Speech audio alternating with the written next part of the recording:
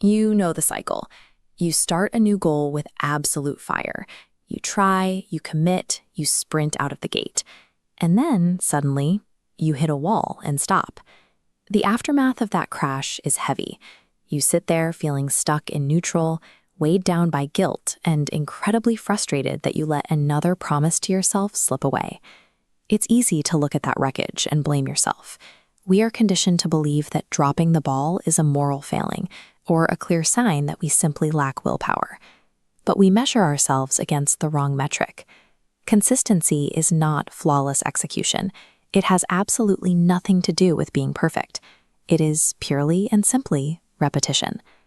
Failing to maintain your momentum isn't a flaw in your character. It is a structural misunderstanding of what consistency actually requires from you. To understand why we stop, we have to look beneath the surface. An evolutionary conflict is happening inside you every time you set a goal.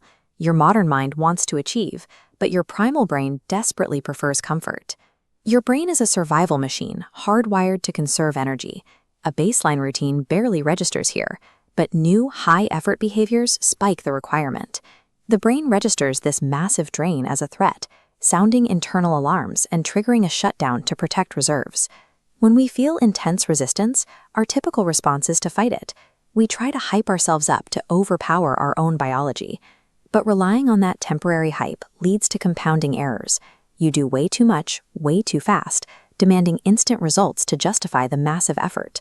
Fighting a biological system with a temporary emotion guarantees a crash. Motivation is a fleeting feeling. It is not an infrastructure you can build a habit on. After that inevitable crash, you enter a state of paralysis. You sit on the sidelines, telling yourself you will start again just as soon as you feel ready. That feeling is a trap. The idea of being ready is a highly sophisticated cognitive delay tactic to keep you safely inside your comfort zone. We are taught a backward sequence of human drive. Society says we first need inspiration, which creates motivation, and finally leads to action. Neurologically, it works in reverse. Action is the catalyst, generating the motivation that sparks inspiration.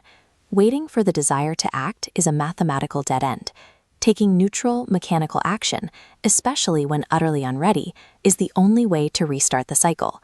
This brings us to the unglamorous reality of consistency. It is a neutral, almost boring daily practice. It is not an emotionally charged performance. To bypass your brain's biological alarm system, you need a structural solution. Enter the microhabit. A microhabit aggressively scales down your ambition.